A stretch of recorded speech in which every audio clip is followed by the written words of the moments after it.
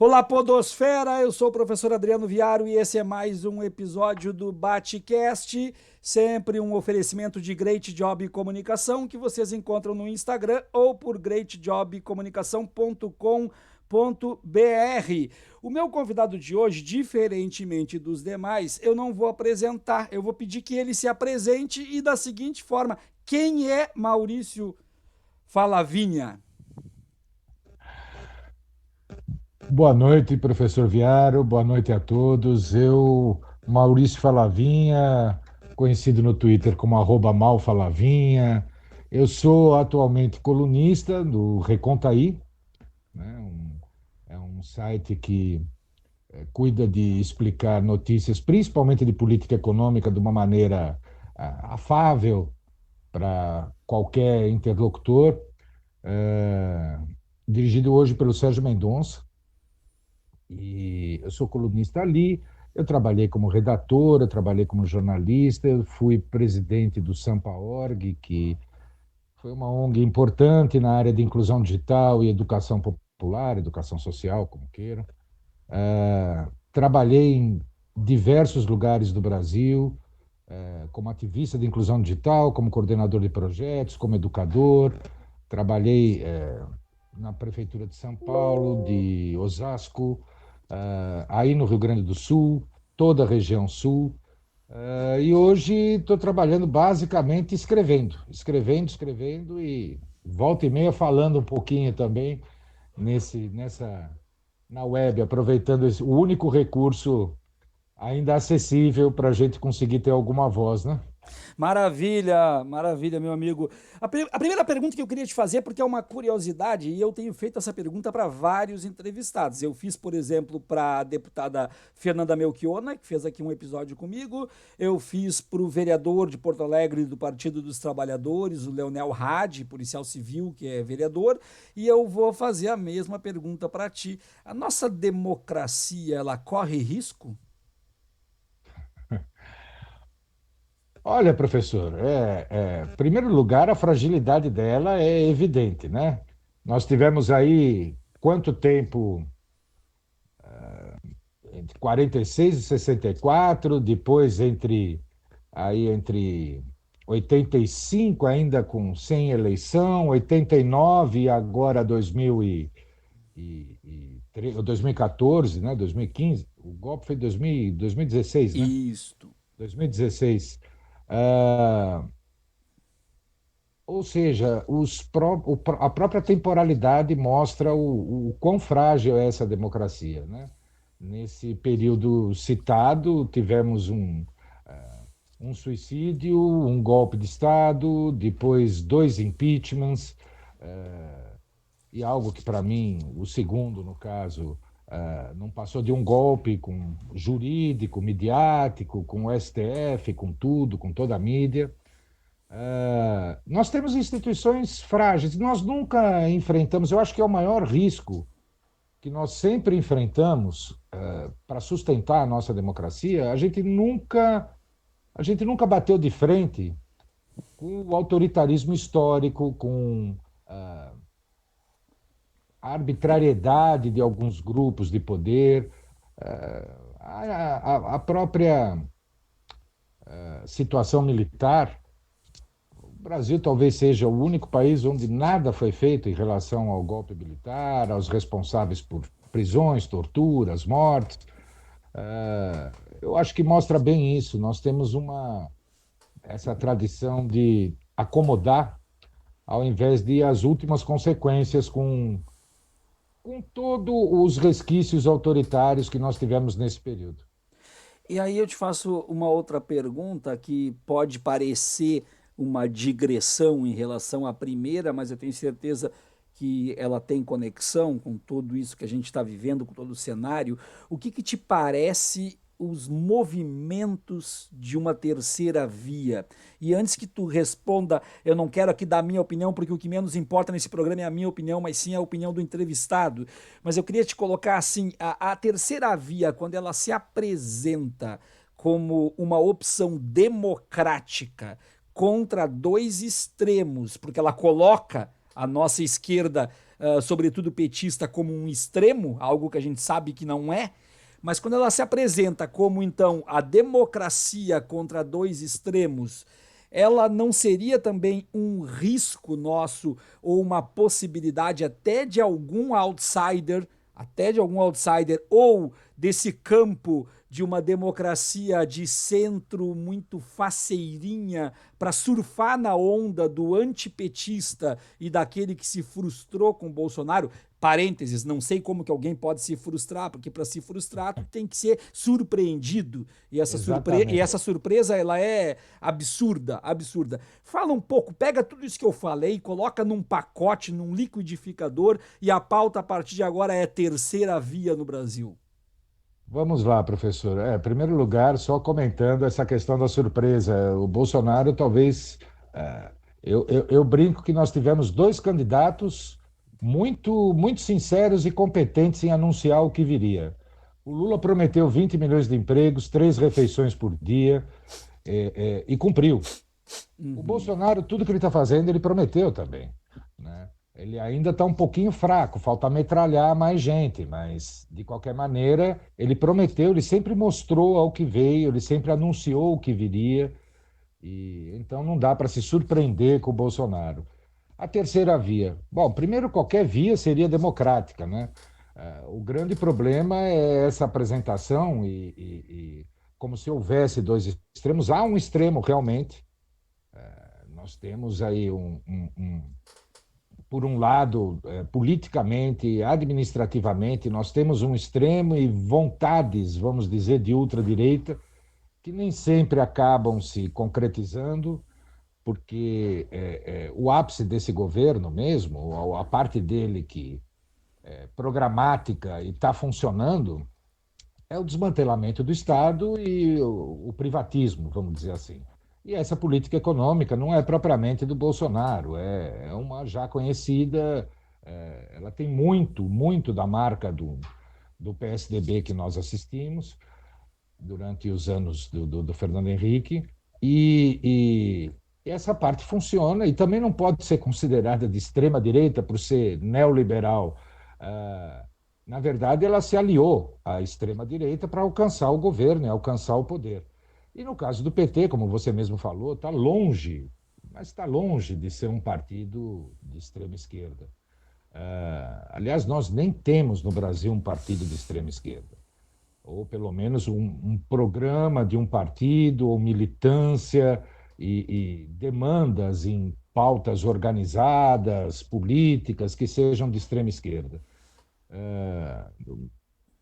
Mas nem o MST é de extrema esquerda no Brasil. E essa malcaratice, vamos dizer assim, esse argumento de marketing para alcançar esse eleitor que se assusta com as duas hipóteses, eu acho que pela própria sucessão de nomes que a gente tem visto, eles arriscarem aqui e ali, ela, por enquanto, está um pouco fadada ao fracasso, né? Imagino que ainda há duas esperanças para eles. A convenção do PSDB, que é para onde a mídia normalmente converge. Aliás, a Globo está tratando isso como se fosse a convenção do Partido Republicano ou Democrata nos Estados Unidos, que eles cobriram amplamente. Então, estavam falando em transmitir ao vivo, né, a convenção do PSDB. E se houver uma aproximação ainda, porque eles tentam ressuscitar o Moro e o espírito lavajatista de alguma forma e assombrar o país com a corrupção. Acontece, para mim, isso, a grande base do antipetismo é esse espírito lavajatista, esse espírito de corrupção, a corrupção que precisa ser combatida, essa moralidade, né? Combater a corrupção não é uma plataforma política propriamente, é um mecanismo de governo. Aliás, o portal da transparência, por exemplo, e as medidas dos próprios governos petistas afastaram muito mais gente trato indevido da coisa pública do que qualquer outro governo. e deram, pela primeira vez, transparência ao orçamento, né? Mostraram que era aquilo. Hoje a gente fala de orçamento secreto, mas o orçamento sempre foi basicamente privado, né? E voltado para as mesmas pessoas. O incluir o pobre no orçamento foi uma medida inédita em 500 e tantos anos de história da gente. Eu creio que essa terceira via perde força porque quando você tem condições básicas de sobrevivência, alguma dignidade, você tem possibilidades de acesso ou acesso real à habitação, educação, saneamento, saúde e assim por diante, e tem emprego e renda, você está numa situação onde qualquer insatisfação pode ser apropriada por esse viés moral, né? Só tem bandido. A gente passou aí 15 anos, pelo menos, com essa criminalização da política com os formadores de opinião pública. É político tomando pau a toda hora, política sendo relacionada à roubalheira, tanto que alguns candidatos aí que se diziam não políticos conseguiram vingar, né? O próprio Bolsonaro, o governador de São Paulo, até o governador daí, ou antes dele, aquele. Oh, meu Deus, aquele de Caxias que dizia que meu Sartori. país, o Sartori, que dizia basicamente, o cara era político há trocentos anos, mas ele dizia basicamente que não era, né? Ele não só dizia que não era político, como ele dizia que ele não tinha um projeto. Exatamente. Ele, E ele, foi, ele se elegeu dizendo que não tinha um projeto. eu estava aí e eu comecei a achar que havia alguma coisa muito errada nesse período. Aí cheguei a voltar para São Paulo e logo em seguida que eu voltei, sobe o Dória para a prefeitura de São Paulo, né? Com o mesmo tipo de discurso. E eu acho que quando você tem essas condições de uma vida um pouco mais digna, ou de pelo menos ter esperança, né? A gente tinha um pouco de esperança de mudança social, de mudança de classe, de melhoria de condição de vida. Você pegar alguém com esse argumento moral é uma coisa, mas hoje falar de corrupção, corrupção, corrupção, quando está faltando emprego, está faltando renda, está faltando comida, está tendo inflação.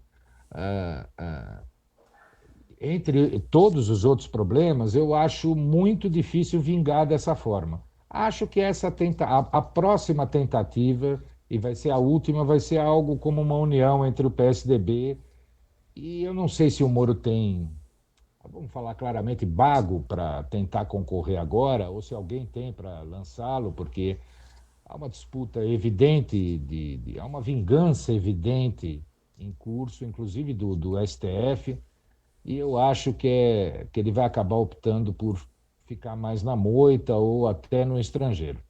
É, Mas fale, não, não, pode não. falar. Eu sou chamado por muitos amigos e não me importo que me chamem dessa forma de pessimista. Eu sou conhecido pelos meus amigos como um pessimista inveterado.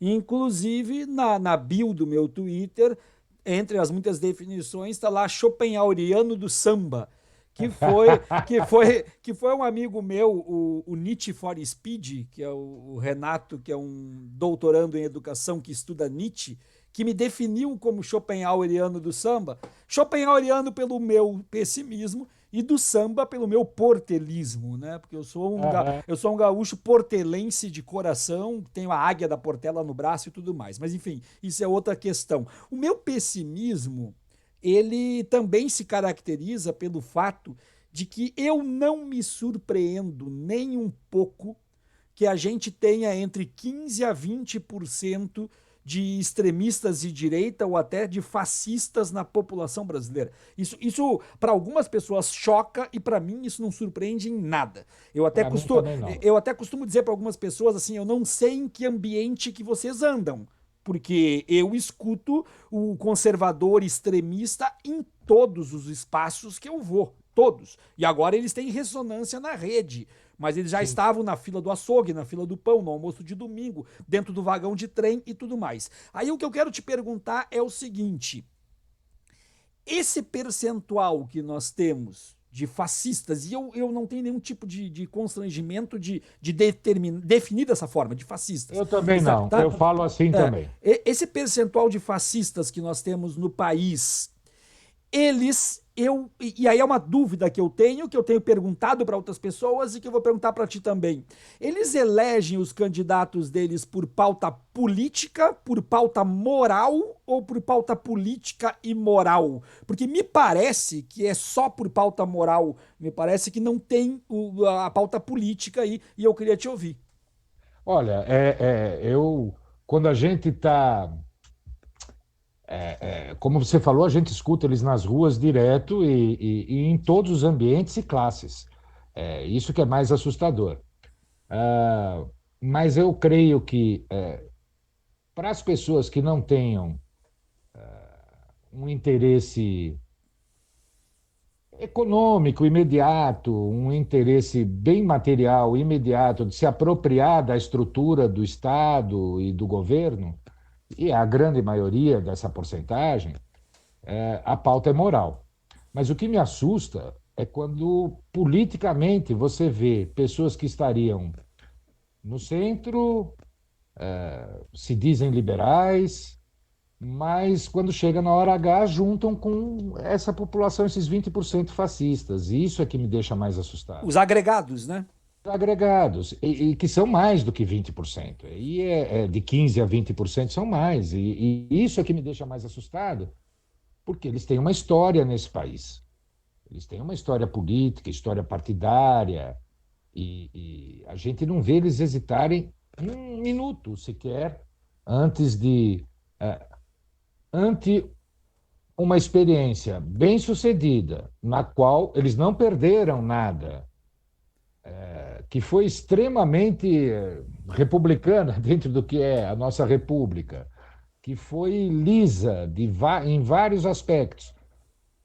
E uma opção como o Bolsonaro, eles não pensam duas vezes. É isso que me deixa assombrado.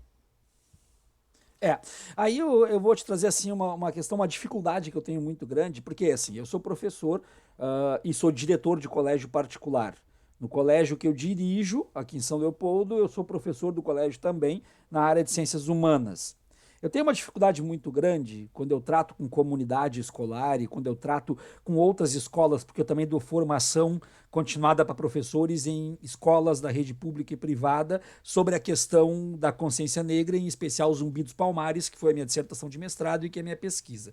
Eu tenho uma dificuldade muito grande quando eu digo, e eu entendo assim, parece que eu digo algo que não pode ser dito. Eu digo algo que é um acordo tácito ou que eu cometo até uma heresia quando eu digo, e vou dizer agora para tu saber, quando eu digo que para mim, de forma convicta, a corrupção está longe de ser o maior dos nossos problemas, que o combate à corrupção não é o nosso maior problema. E quando eu tenho um lavajatismo que, ao pegar um corrupto, fecha uma empresa e com isso acaba com empregos e com tudo mais, eu tenho uma política por trás, um interesse por trás, e aí. Por que eu cometo uma heresia dizer isso? Porque as pessoas olham para mim, mas como que um professor pode dizer que a corrupção não é o maior problema e tudo mais? Ao mesmo tempo, a gente percebe que a bandeira da corrupção é a bandeira que ganha voto e que ganha muito voto também.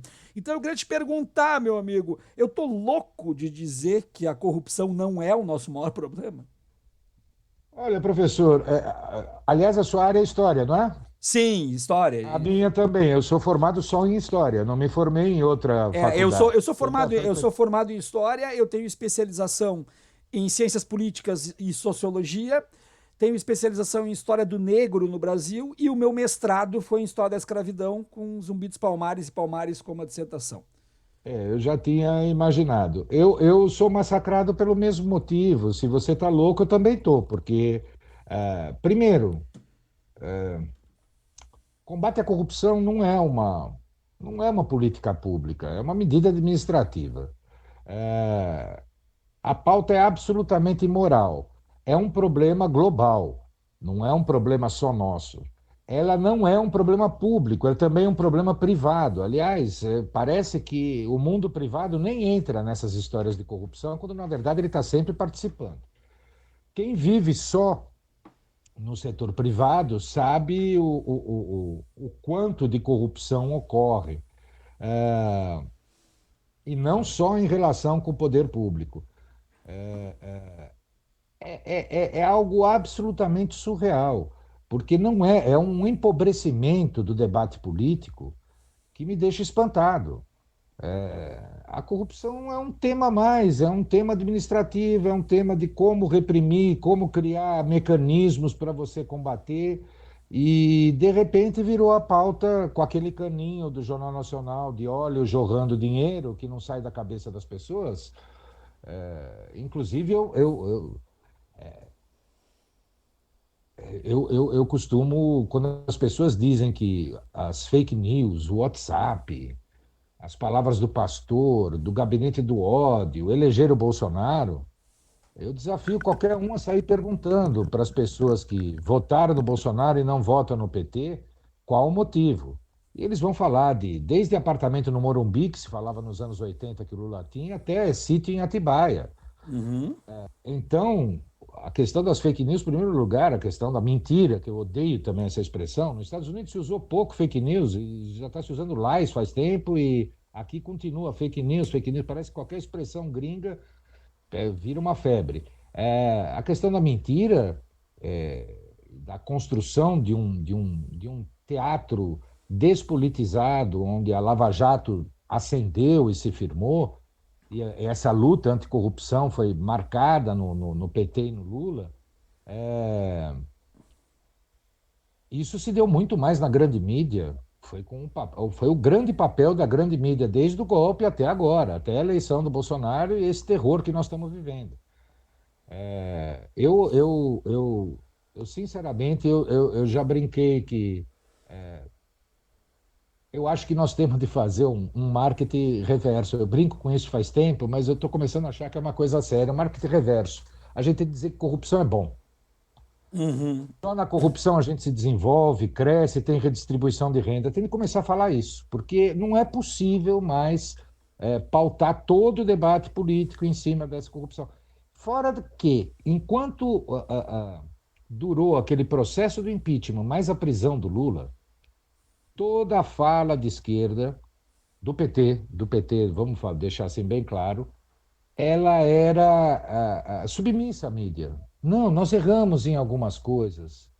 Ela nunca tomava a frente para rebater, até o Lula sair da cadeia. Uhum. Nunca tomou a frente para rebater. Não, não foi isso que aconteceu. O que aconteceu foi outro governo. O que vocês estão falando é uma ficção. Nós não quebramos o Brasil. A corrupção que houve é um problema endêmico que já existia desde outros governos. Vários dos casos simplesmente não existiram. A Lava Jato quebrou uma série de regras e normas constitucionais para conseguir efetuar seus objetivos, que foram temporários e reconhecidamente espúrios em praticamente todo mundo. É, Enfim, ou a gente sai dessa pauta, eu me recuso a debater quando a discussão chega nesse nível, porque eu acho que é justamente o que eles querem. Eu simplesmente nem uso mais a palavra de corrupção quando eu vou me referir a qualquer questão política de governo, porque é o maior empobrecimento do debate da vida política que nós tivemos nos últimos tempos. Mas tu colocaste uma questão importante para mim quando tu disseste assim, ó, eu me recuso a debater sobre este assunto porque isso é ridículo, etc, etc. Por que que eu te Porque eu digo? acho que é marketing, ele não tem uma Uhum. complexidade política. Eu Sim, acho que ele é uma coisa de imagem, de construção publicitária. sim, mas Então, eu tenho de rebater ao contrário. Eu tenho de falar que corrupção é bom, porque senão eu não vou sair dessa mesmice. claro, claro, não, mas eu quero pegar só o gancho que tu deu sobre debate para aí sim fazer uma digressão aqui e entrar nesse campo do debate. E por quê? Eu vou fazer algo que eu não costumo fazer nesse espaço, que é me trazer para o debate, porque essa não é a intenção. Mas eu Ah, vou me, faça isso. mas eu vou me trazer como exemplo do que eu quero debater contigo.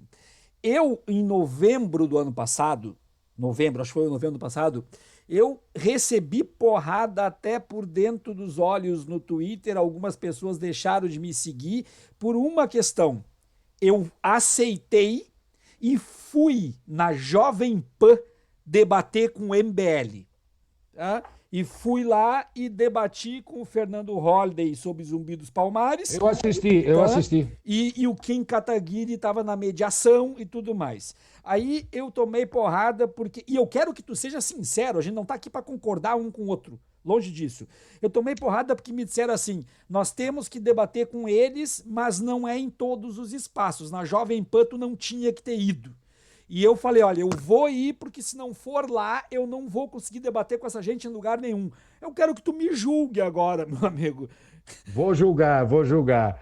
Eu vi, eu assisti, achei sua participação excelente e achei temerário por causa justamente da mediação que tinha, porque sabia que não ia adiantar.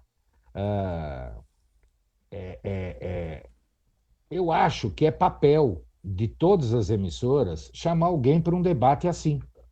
Isso deveria ser comum. E isso deveria ser uma norma até, porque se você é uma emissora de comunicação, você tem a sua função social de informar a população, você tem de mostrar várias visões. Só que eu acho assim que já deu, já deu. Eu não. Nós sofremos censura, basicamente. O Lula, inclusive, brincou na última coletiva que é a pessoa mais censurada desse país. É verdade. Os parlamentares do PT também. As pessoas que pensam. Você tem uma pessoa como a Marilena Chauí, por exemplo, só para pegar um exemplo, Uhum. que nunca é chamada para a mídia, nunca, para nada. Para mim é um despautério. Você ter uma figura com aquele histórico, com aquele acúmulo de conhecimento e que jamais é chamada para um debate político na, na mídia brasileira. A censura é generalizada. E eu particularmente acho que são dois esforços heróicos que você fez, mas absolutamente, aí é a minha opinião, Uhum. absolutamente inúteis. Uhum. Porque, assim, três esforços. Acho que a Jovem Pan vai continuar sendo o que sempre foi e ia tentar te ferrar de qualquer jeito. O Uhum. Fernando Holliday não vai mudar de opinião. E o ouvinte da Jovem Pan também não, professor. Essa é Uhum. que é a minha Uhum. briga com essas coisas. Como eu acho que o Fernando Haddad, então, mas tem uma diferença.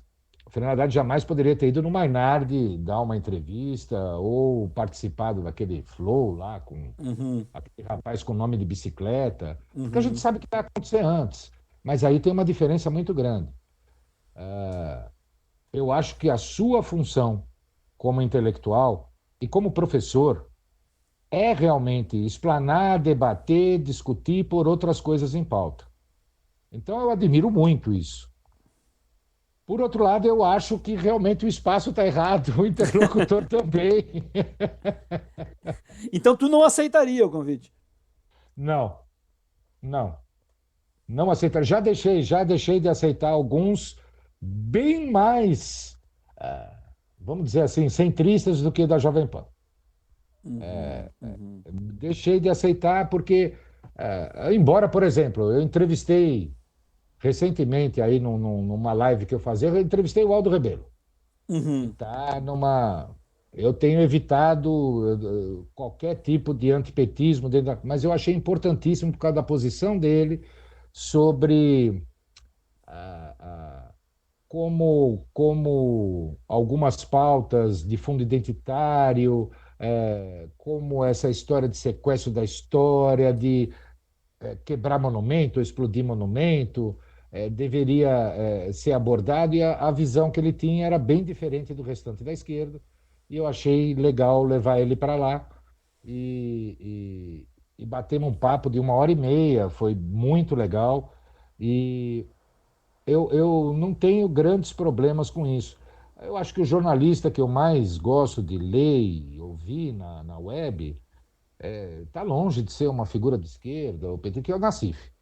Uhum. Mas o que eu vejo ali realmente ele faz jornalismo. E todas as matérias têm fontes, tem o outro lado, ele escuta todo mundo e entrevista qualquer tipo de pessoa. Mas eu não consigo mais Eu não vejo nada demais em se debater, por exemplo, com, sei lá, o Fernando Henrique Cardoso, alguém do PSDB, alguém que tivesse esse espectro liberal, fizesse parte desse espectro liberal, que se dizia social-democrata, mas mais que não está mais em voga no Brasil. Mas eu acho que com esse pessoal não vale a pena. Eu admirei muito o esforço do Mano Brown Uhum. também. Eu achei ele, e acho que você escreveu sobre isso, eu achei em vários momentos paternal. Sim, sim. Foi, eu fiz no meu Twitter isso. E aquilo me comoveu, mas eu acho que a gente passou um pouquinho da história de ingenuidade. Você ir até a Jovem Pan, eu brigaria menos, professor, do que você trazer o Halliday para o seu programa. Uhum. Uhum. Entende a diferença? Porque eu acho Sim. que se você tem um programa que é um espaço para debater ideias, não adianta trazer o Halliday. Aham. No caso do Mano Brown, tem algo simbólico ali, Sim, sim, sim. mas também tem uma imitação dos programas jornalísticos habituais que tem de ouvir todo mundo. Então, você Uhum. está entrevistando personalidades pretas, não sei o quê, tem de chamar o Halliday, tem de chamar. Adorei a do Luxemburgo, que ele fez também. Uhum. E, assim, eu acho assim, ir para um espaço desses vai se correr o risco que todo mundo sabe e acha um pouco inútil. Mas trazer para o seu espaço, para mim, era pior. É, eu acho que tem Porque que jogar, aí tem que ser outro patamar. Uhum. A minha intenção, na verdade, ali, até é bom para que as pessoas saibam, alguns Mas sabem, eu não porque. lembro de ter te xingado nem brigado, viu, Não, tu professor? não, não, tu não. Eu não Só que fiz isso, não. as pessoas que me acompanham há mais tempo sabem que eu comecei a chamar o Holiday para o debate sobre a questão de zumbi em 2014. Tá? Em 2015 eu publiquei uma carta aberta a ele. E Ah, isso também eu não isso, sabia disso. publiquei uma Não carta sabia aberta. disso. Essa carta teve 1 milhão de compartilhamentos somando as redes, até porque o Emicida me ajudou compartilhando também. E ele nunca veio para o debate. Então, quando eu tive aquela oportunidade para levar conhecimento histórico sobre zumbi, eu falei, não, não posso agora pular fora porque é a oportunidade que eu tenho e foi por isso que eu fiz. Mas, Falavinha, eu queria agora fazer para ti assim, ó, eu vou te dizer, Posso dar um depoimento sim, rapidinho do sim, meu único encontro com o Halliday? Teve um encontro de tuiteiros aqui em São Paulo. Não sei se você conhece bem São Paulo. Tem um lugar chamado Sujinho, uh-uh. famoso pela Eu só bisteca. conheço a questão central de São Paulo mesmo, assim. É centro, é na Consolação, então é pertinho do centro, mas ele é famoso porque ele tem muita idade já e foi conhecido. Ele é conhecido. Se você falar Sujinho, agora todo mundo conhece, mas há 10 anos atrás ficava difícil, porque é conhecido como Bar das Putas. Uhum, Porque ele ficava aberto todos os dias até 4, 5 da manhã, uhum, servindo uma bisteca, uma chuleta, uma picanha. uhum, E ia muita gente que trabalhava à noite, então jornalista, policial, prostitutas, travestis, iam direto lá. E eu uhum. levei o pessoal lá, muita gente veio de fora, tinha gente de Alagoas, do Rio de Janeiro. Estamos chegando lá, aparece Kim Kataguiri, Halliday e Mamãe Falei. E Nossa. provocando, querendo arrumar briga. Só que Aham. eles que não queriam arrumar briga, eles queriam algo para filmar. Sim, sim, sim. Tinha um cineasta junto com eles. Eles queriam algo para filmar, porque não tinha nem condição de arrumar briga. Tinha 8 homens aqui numa mesa e aqueles 3 nanico ali, magrinho, tudo querendo arrumar briga, provocando, xingando. E eu evitei que o Halliday levasse umas porradas, porque tinha um amigo do Rio que levantou da mesa e ia. E eu agarrei, segurei e falei: é justamente o que eles estão querendo. Estão com câmera, querem filmar e você vai aparecer como bandido da história daqui a pouco. Se encontrar ele na rua, tudo bem, mas assim, do nada, mas não aqui. Não vai fazer isso. Mas é o meu único encontro com o Khalid, eu evitei que ele tomasse uma bela surra. É uma história para se contar, né? Falavinha, o seguinte, eu vou te dizer um nome e eu quero que tu disserte sobre esse nome, tá? Essa é a proposta e é de propósito, tá? É provocação mesmo. Tá bem. O nome é Olavo de Carvalho. Acho ele. As pessoas têm uma visão um pouco caricatural e ele é bem mais perigoso do que normal, por quem ele normalmente é tomado, os livros dele, as fontes dele, as relações que ele teve intelectuais, vamos dizer assim, algo que vai desde do Guénon, todo esse pensamento místico e político que ele incorporou, mais a praticidade desse pessoal tipo Bannon, ou aquele conselheiro do Putin, que nem me vem o nome na cabeça agora, ah, não é para ser ridicularizado e nem levado na brincadeira, como aqui a gente faz, como se ele não fosse filósofo, não sei o quê. Talvez não seja, eu não sou filósofo, eu não sei exatamente os parâmetros para uma afirmação dessa. O que eu posso dizer é que ignorante ele não é, burro ele não é, consistência ele tem, escrevia muito bem. Eu sei porque assim, familiarmente, eu tenho um irmão que é olavista, tenho outro que é um incendiário que foi expulso de todas as redes sociais já, era famoso no Twitter, chamado Seu Cruz. E tem outro que é católico, liberal, super culto e agora acha o Olavo que está velho, acabado e caindo numa figura um pouco de caricatura mesmo, mas ele tinha livros em casa e eu não ia me furtar a ler. Parei, li e assim, a gente leva como se fosse um estúpido, como se fosse algo bizarro. Ele não está sozinho, ele não é uma figura ímpar assim, você tem outras figuras que com o mesmo perfil, católico, conservador, quando a gente fala elitista, é um pouco mais do que isso. Imaginando um governo de eleitos. Uhum. Você tem figuras assim, ah, não só no Brasil, não só na América do Sul, você tem figuras assim na Europa, nos Estados Unidos, e inclusive saiu um professor norte-americano que analisou exatamente esse pensamento e pôs os três principais, como o próprio Bannon, o russo, que não me vem o nome de novo na cabeça, Eu sei quem é e não lembro o nome também. também não está me vindo o nome, e o Olavo de Carvalho, como as três principais influências globais, né, desse pensamento de direita. E eu não acho que a gente encarou esse. O Olavo de Carvalho é um fenômeno, sim, formou muita gente que hoje está em universidade, muita gente que hoje é docente, e como ele mesmo costuma dizer, eu só tenho discípulo burro. Eu não vi nenhum, graças a Deus, eu não vi nenhum discípulo dele com a mesma capacidade e o mesmo tipo de poder meio carismático de comunicação que ele teve pelos livros e nas aulas dele. Graças a Deus, eu não vi nenhum brasileiro que possa ser o seu sucessor, mas que ele não era algo para ser levado na brincadeira como a gente tem levado, não é. Eu vou te dizer uma coisa assim, Flavínia, eu tô neste momento me sentindo em paz, porque tu é a primeira pessoa do debate público que concorda comigo em relação ao Olavo de Carvalho. Estou me sentindo em paz porque eu disse por muito tempo nas redes sociais que o Olavo de Carvalho estava jogando desmarcado, fazendo uma analogia com o E futebol, foi assim tá? por muitos Tá, anos. Ele sim. ficou dando palestra para militar aí, para. Sim, sim. E não só militar, como na PUC do Paraná, Sim, como em sim. Londrina, como um monte de Professores lugar. militares e jornalistas foi o alvo dele, Um logo de monte de cara. gente. E eu sempre discuti com muita gente dizendo que sim, ele tinha que ser trazido para o debate público para ser enfrentado e não deixar ele jogar desmarcado como ele fez.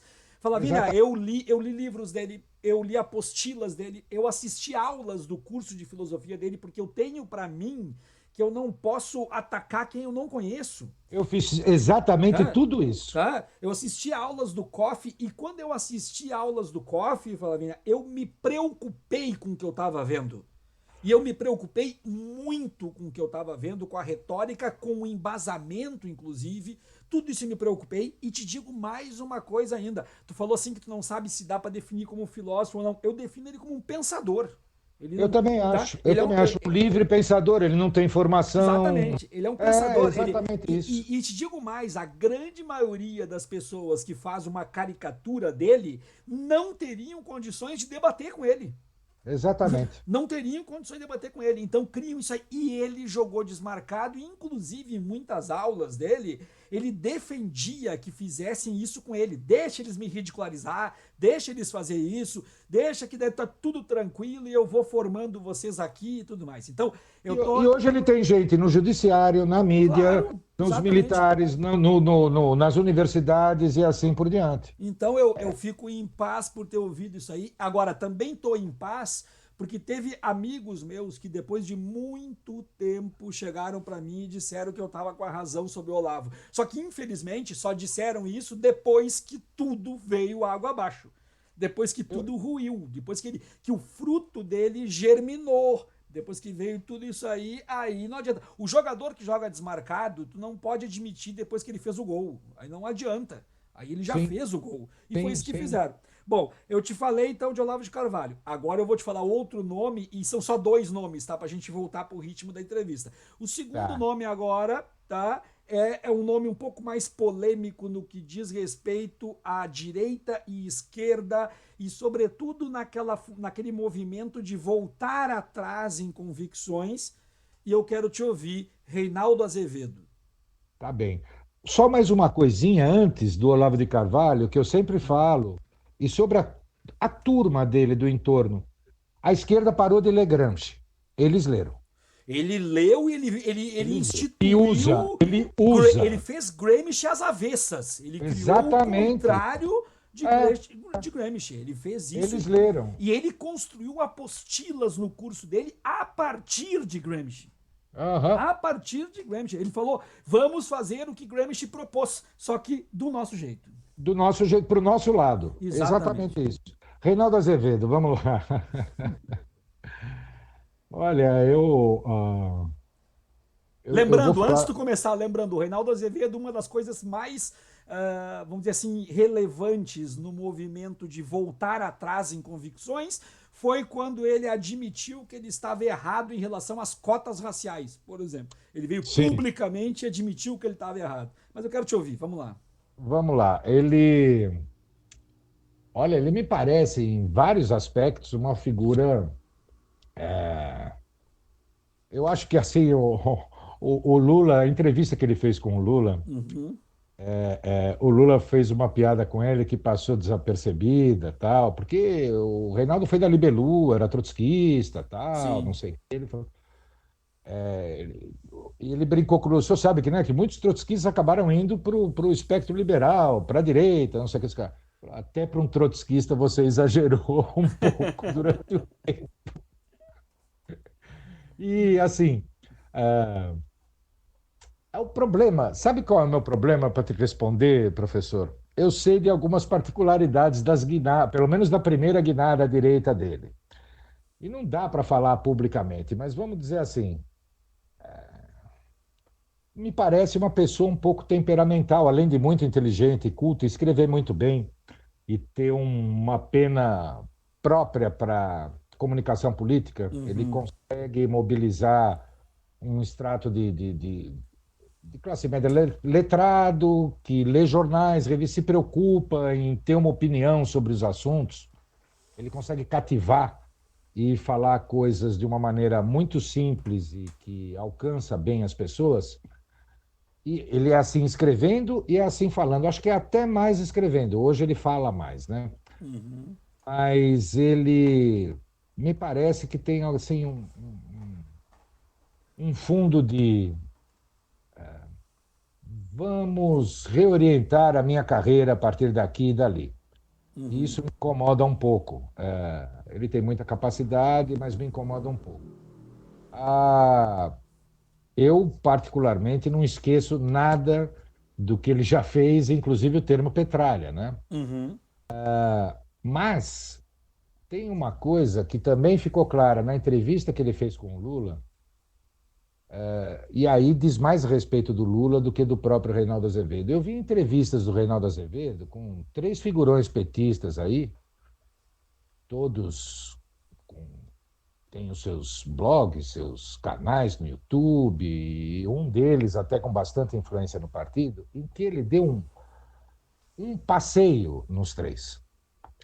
E foi muito constrangedor de ver ele exibindo conhecimento histórico, uma memória estúpida, erudição em alguns momentos e muita retórica tal. E com o Lula, como ele ficou pequenininho Uhum.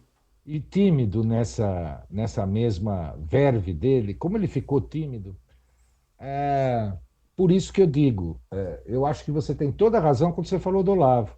É um absurdo não terem dado esse palco e o contraditório na opinião pública. A gente fez errado e todo mundo fez errado isso. O Reinaldo Azevedo, eu dou menos importância ao peso dele como um, um formador aí de opinião pública, né? À direita, ao centro. Eu dou menos peso a isso. Eu vejo muito.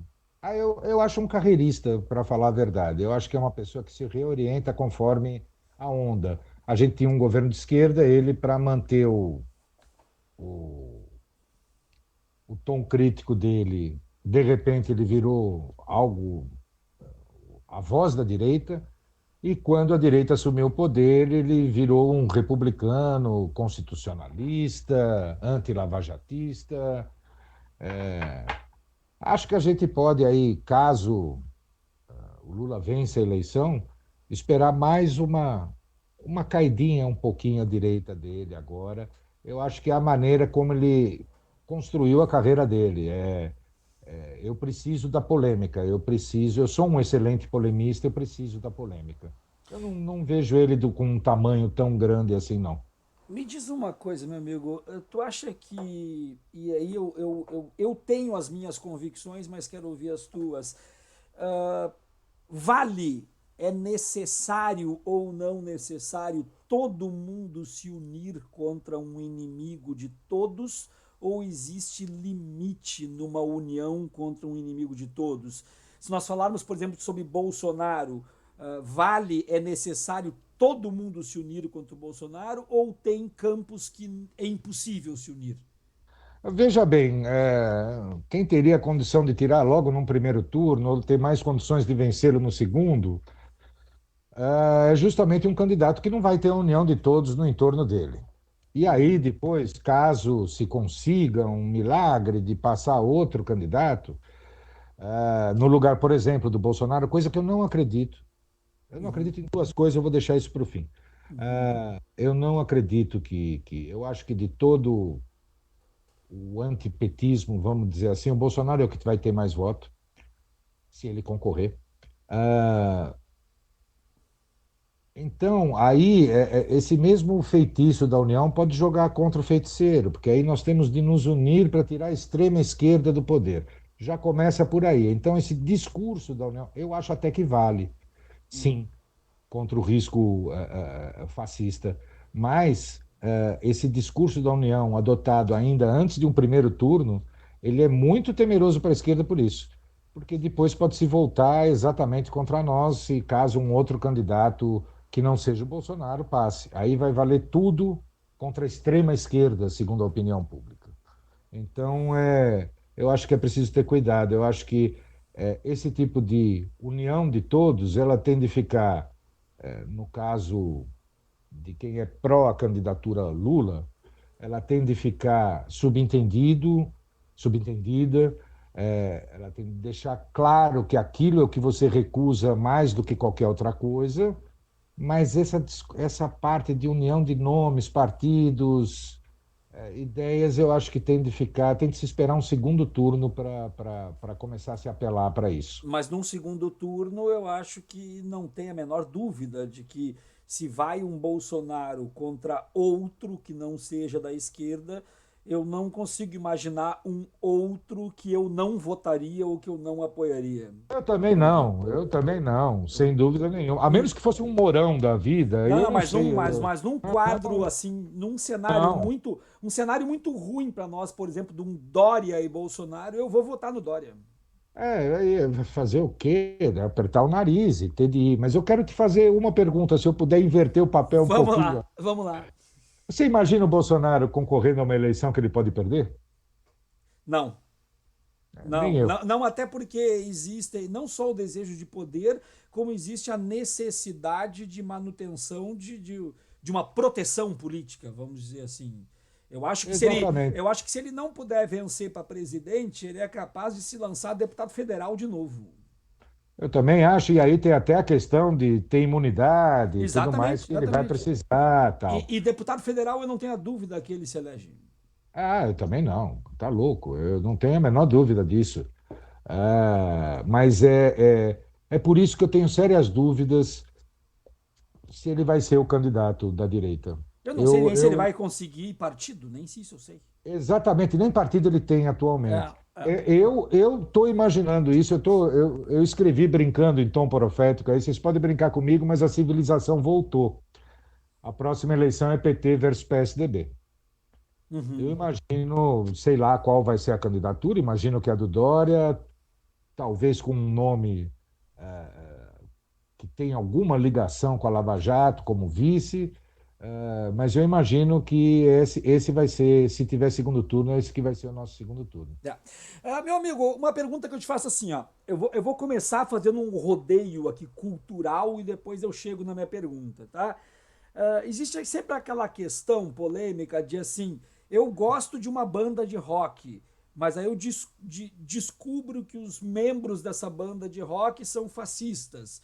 Aí, afinal de contas, eu continuo escutando a banda ou eu deixo de escutar a banda? Eu gosto de um escritor de romances, aí eu descubro que o cara é nazi-fascista. Eu continuo lendo os romances ou não leio mais os romances? Eu quero chegar no quê? Eu quero chegar assim. O Mandetta foi favorável ao golpe, publicamente favorável ao golpe, Ao teto de inclusive gastos, ao teste de gás, inclusive levantou a plaquinha do Tchau Querida, inclusive dentro do Congresso Nacional e tudo mais. Porém, me parece que na função de ministro da Saúde, no momento da pandemia, eu tive dificuldades de ficar contra ele, mas eu estava analisando um médico numa questão da pandemia e não um político. Só que eu não podia, por exemplo, dizer assim, eu vou ser contra a política do Mandetta na saúde, na pandemia, porque ele levantou o tchau, querida. Como é que tu analisa isso? olha, no caso específico do Mandetta, no caso geral que você está falando, eu quero dizer que, por exemplo, eu adoro o Caetano Veloso, ele pode falar o que for, mas Uhum. eu tenho uma adoração por ele, assim, impressionante, entre outros escritores. Mas, enfim, no caso do Mandetta, que não é escritor, nem músico, nem popstar de alguma forma, ah, eu, eu, eu, eu entendo que naquele desespero nosso, era impossível, na hora que ele se colocou como médico contra a política pretendida pelo Bolsonaro, as pessoas, pelo menos, torcer um pouquinho a favor dele, né? Porque era a vida de todo mundo que estava em jogo e ele parecia ter os argumentos racionais ao seu dispor e tentar usá-los. Agora, chegam coisas aí também de notícia. Por exemplo, ele continuou a distribuição de cloroquina, mesmo quando disse que não era o. Ele continuou distribuindo para os estados, para o SUS, ele espalhou aquilo da mesma forma.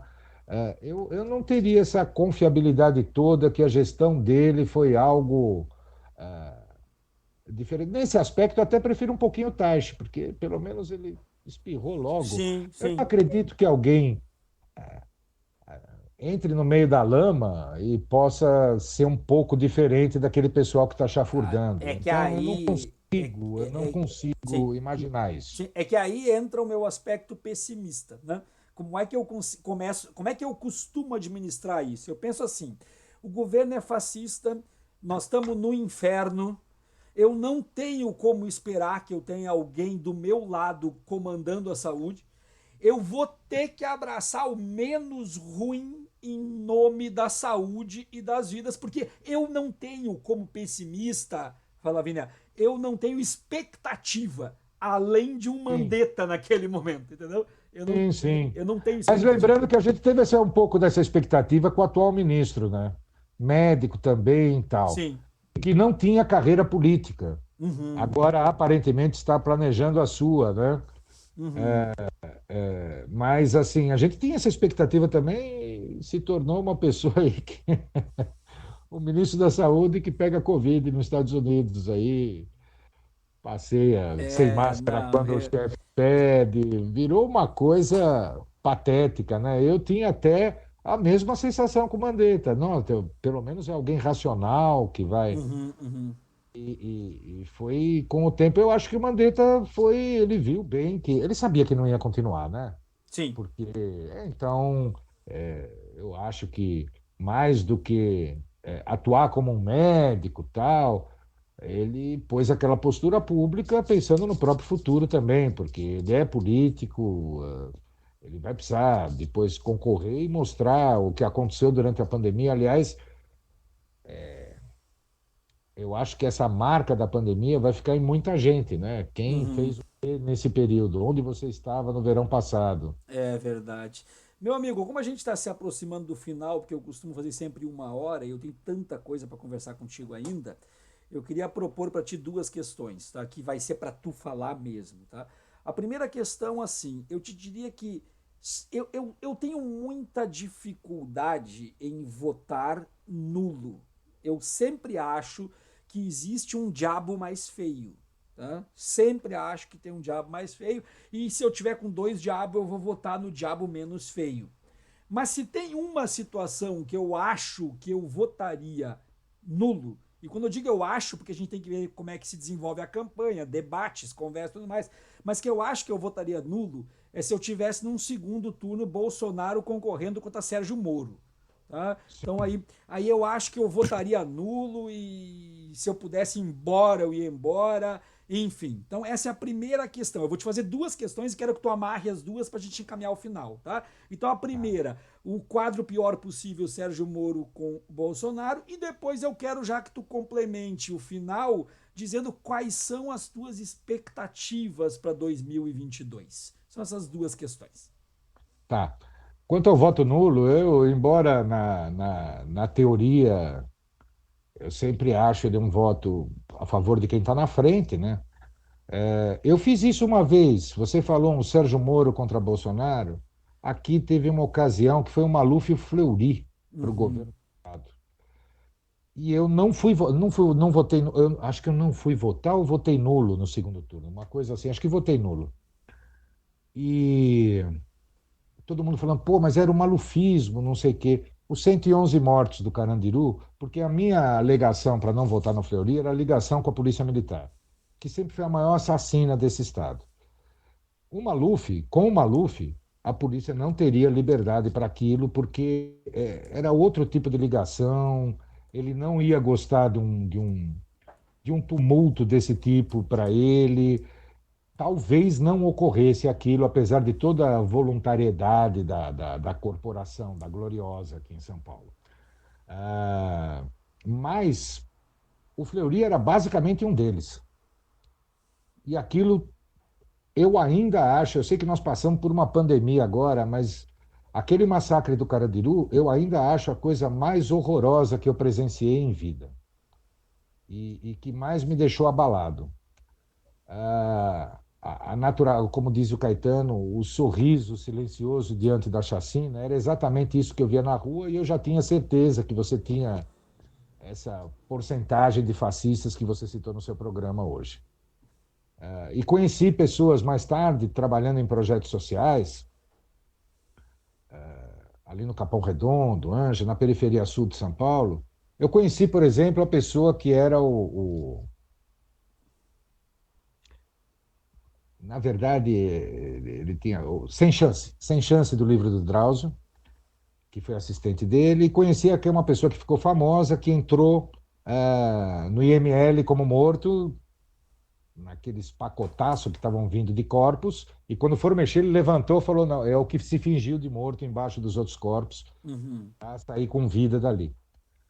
Não vou nem citar o nome deles, mas conheci as duas pessoas e tive relatos de tudo aquilo e acho que foi a pior coisa que eu vi. Então, por mais tem a teoria do voto nulo, mas tem a prática também de quando você pega uma situação como essa que você descreveu, que eu também não teria capacidade de votar em nenhum dos dois e nem ver qual seria o pior para o Brasil. Sei que o Sérgio Moro, ah, ah, os prejuízos causados, eu acho que talvez foram mais extensos e mais difíceis de se recuperar, e aí já entra a expectativa para 2022, eleição e futuramente um próximo governo. Os mais difíceis de serem recuperados, eu acho que foram por ele mesmo. E só em questão de desenvolvimento, industrialização, nós não destruímos quaisquer empresas. Nós fomos num ramo, num setor que o Brasil era ponta e que incorporava tecnologia e trabalhava no mundo inteiro. Eram players no mundo inteiro, eram chamados para trabalho. E nós destruímos tudo. Sem falar em indústria naval, que estava crescendo, sem falar na parte de pesquisa e exploração de petróleo. Eu estou me referindo só às empreiteiras, né? Mas a expectativa em relação a 2022. Eu vou ser bem sincero com você, professor. Eu até agora eu me sinto um pouco mais tranquilo, mas não de todo, quanto à existência de um pleito no ano que vem.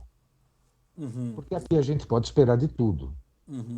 E o desespero a gente vai ver aumentar agora, porque entra pesquisa, sai pesquisa, o Lula continua na frente. Eu vi nessas manifestações, eu passei pelo Anhangabaú no famigerado dia 7, fui no dia 2 na Paulista. Como aquilo é um tanto quanto xoxo, é quase um convescote, mas é importante sair na rua, tá na rua, mas politicamente parecia algo gelatinoso, sem grandes pautas políticas, porque fora Bolsonaro é uma obrigação humanitária, não é propriamente uma pauta política. Qualquer pessoa com mais de 2 neurônios gostaria que ele saísse fora do governo. E as vacinas, mais vacinas, mais vacinas, as vacinas estão chegando, mal ou bem, com toda a nossa desorganização, a gente está se vacinando. Então ficou um pouco vazio, e quando se fala em Brasil urgente, Lula presidente, aquilo explode e causa constrangimento naqueles palanques. Pelo menos em São Paulo foi o que ocorreu, parece que no Rio foi bem parecido. Eu não tenho, eu espero de tudo, porque enquanto a contrapartida de não terem arrumado a tal da terceira via, que para mim nunca vai ser terceira via, sempre vai ser a segunda, que é o Bolsonaro, ou o Bolsonaro não concorre e vamos ter só duas vias mesmo. Sempre pode ser uma tentativa, de novo, de interferir juridicamente no pleito, nas eleições. Agora, aparentemente, estamos tendo garantias de que não vai ocorrer isso. Sei de todas as dificuldades que vamos ter até lá, mas a minha única expectativa, e a única que eu posso ter, porque não é que eu seja pessimista, como você é, mas eu me acho bem mais realista mesmo. Para que pegar um. Quem é louco de pegar esse governo agora? Né? Nós tivemos um desmantelamento do Estado, da máquina administrativa, que foi brutal. A gente teve interferências que vão desde falta de controle das estatais, venda picotada de vários pedaços, Petrobras, Caixa, até interferências reais de cada ministério naquele setor, seja no SUS, seja na área da educação. A gente tem de mudar tudo. Na verdade, a gente não devia estar voltando para presidente, a gente deveria estar voltando para um referendo revogatório de tudo que aconteceu desde 2016. Perdemos direito, perdemos investimento social, perdemos uma parcela inteira da população, parece que ficou inexistente. mas a gente tem de guardar uma resta de esperança em algum lugar, um fiozinho, porque senão a gente não continua andando, acordando, respirando. E a única esperança que eu tenho mesmo é essa capacidade que o Lula já teve, embora a situação fosse horrível, mas não fosse tão ruim que nem é agora, de conseguir dialogar com toda a sociedade e conseguir planejar um governo que, mais uma vez, parece que é o máximo que a gente pode almejar, porque, mais uma vez, inclua o pobre no orçamento, garanta emprego e renda e garanta acesso às benesses da civilização, que a turma gosta de dizer que incluiu pelo consumo. Eu queria saber que raio de inclusão pelo consumo foi essa. Passou a ter perspectiva de ter casa própria, ter trabalho, consumir no supermercado, fazer churrasco no final de semana e viajar nas férias. Parece que o viajar nas férias foi um problemão. Isso virou inclusão pelo consumo. Eu tenho esperança nisso. É a última esperança que eu tenho, porque a gente foi para um fundo de poço tão, para mim, inimaginável, porque foi outro dia. Tem 5 anos que isso vem se acumulando e a gente perdendo tudo, perdendo tudo. E vendo a miséria aumentar, e vendo aquele sofrimento aumentar. Eu ando pelas ruas de São Paulo, eu moro na periferia, eu moro entre a USP e Osasco, aqui em São Paulo. E antes, no final dos anos 90 até 2000, foi um período muito ruim. Eu lembro dos anos 80 também, mas os anos 90, final dos anos 90, era muita gente, né? Tinha muito mais gente do que em 85, 86, por exemplo, morando aqui na cidade. Então, a quantidade de gente na rua que eu vi, família inteira, tudo naquela época, e que sumiram das ruas de São Paulo, diminuíram brutalmente. Hoje, eu vejo gente na rua, não mais nos bairros centrais ou no centro da cidade, eu vejo na periferia onde eu moro, na principal avenida, tem família morando na rua. Eu não sei aonde a gente. Como chama quando a gente. Parece uma questão de destino, parece que a gente voltou ao nosso destino manifesto de exploração e miséria, e com uma revolta passiva de alguma forma, sem saber quem culpar, sem saber aonde, para onde dar o tiro, porque e a minha única esperança, eu acho que o único nome que consegue estar na boca de um militante político de esquerda e de alguém na comunidade ou na rua, como eu vi no dia 2, eu saí com uma camiseta do Lula e vi a gente de rua sorrindo para mim, para a camiseta, é o nome do Lula. É o último. A partir daí, eu acho que nós vamos ter de pôr a mão na massa e todo mundo começar. Porque temos um partido desmontado também, na minha opinião, que só pensa eleitoralmente.